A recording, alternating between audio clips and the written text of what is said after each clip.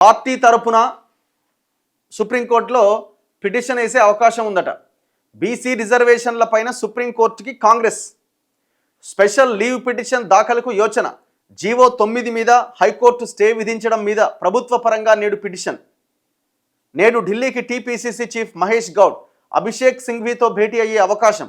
AICC chief Mallikarjuna ఖర్గేకు పరామర్శ. మీరు party తరపున వేయండి, ఇంకా 100 వేయండి, 1000 వేయండి, ప్రభుత్వం తరపున ఒక 1000 అప్లికేషన్, ఒక 1000 పిటిషన్లు వేయండి. వాళ్ళు ఓన్లీ టెక్నికల్ అంశాల ఆధారంగానే కోర్టులు తీర్పిస్తాయి. ఆ టెక్నికల్ అంశాల ఆధారంగా రాజ్యాంగ సవరణ తప్ప వేరే ఏ దాని ద్వారా ఇక్కడ అవకాశం లేదు.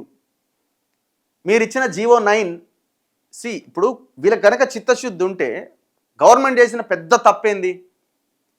అసలు ఇక్కడ మీరు రాష్ట్ర అసెంబ్లీలో ఆమోదించినటువంటి 2 బిల్లులు చట్టం కాకుండానే జీవో ఎట్లా ఇచ్చారు? జీవో 9. ఈ క్వశ్చన్కి ఆన్సర్ ఉందా? ఒకసారి చెప్పండి.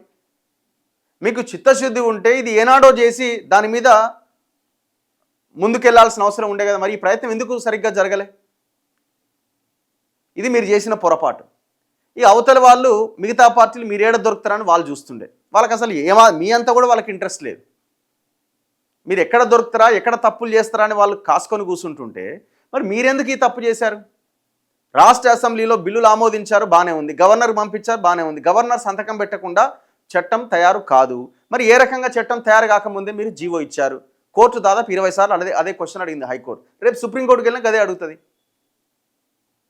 అండ్ దట్టు మీ 50% దాటడానికి వీల్లేదు అని చెప్తుంది. మీరు ఏ కేసు తీసుకోండి, ఇందిరా సహాని కేసు తీసుకోండి, గదే 50% దాటొద్దు అన్నది.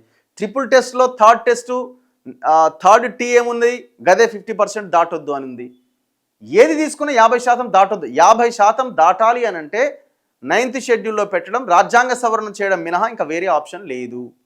పార్లమెంట్ చట్టం చేయడం ద్వారా మాత్రమే సాధ్యమవుతుంది. మీరు ఎన్ని పిటిషన్లు వేసినా ఏ ఉపయోగం ఉండదు. ఇది కేవలం ఏంటంటే మేము చేశాము చూడండి అని చెప్పుకోవడానికి తప్ప వేరే దేనికి పనికిరాదు.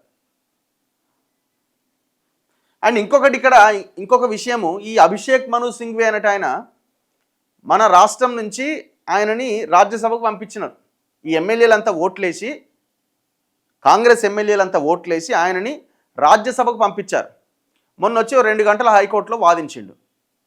ఇంత పెద్ద అడ్వకేటు హైకోర్టు జడ్జి అడిగిండు, అసలు దీన్ని మీరు అంటున్నారు కదా, సుప్రీంకోర్టు యొక్క తీర్పు ప్రకారంగా గవర్నర్ సంతకం పెట్టకపోయినా 3 నెలలు దాటితే అది ఆటోమేటిక్గా చట్టంగా మారుతుందని అంటున్నారు కదా.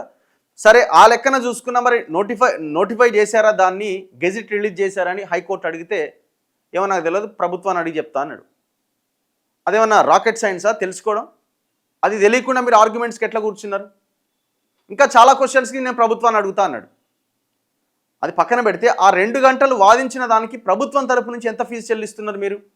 నాకు తెలిసిన సమాచారం ప్రకారం ఎవరైతే ఆ అభిషేక్ మను సింఘ్వీకి సంబంధించిన జూనియర్స్ ఆల్రెడీ దాన్ని ఏమంటారు, దాన్ని ఏదో అంటారు కదా,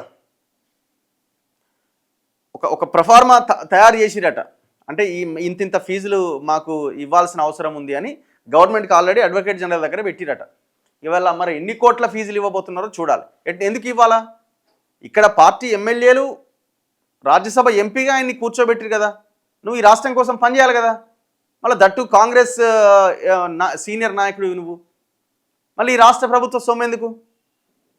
మనకు తెలియదు. ఇంకా మనం కూడా ఆర్టీఐ చేసే ప్రయత్నం చేయాలి. కోట్ల రూపాయలు మళ్ళీ అభిషేక్ సింఘ్వీ కట్టబెట్టే ప్రయత్నం జరుగుతున్నదని తెలుస్తున్నది. ఇప్పుడు ఆయన సుప్రీంకోర్టులో కూడా మళ్ళీ ఆయనే అట, మళ్ళీ ఎంత ఇస్తారో. సో మీరు ఎన్ని చేసినా ఏం చేసినా ఇది నిలబడే అవకాశం అయితే లేదు, కష్టం. ఒకటి పోరాటం చేయాలా. 9th షెడ్యూల్లో పార్లమెంట్లో చట్ట సవరణ ద్వారా మాత్రమే ఇది సాధ్యమవుతుంది.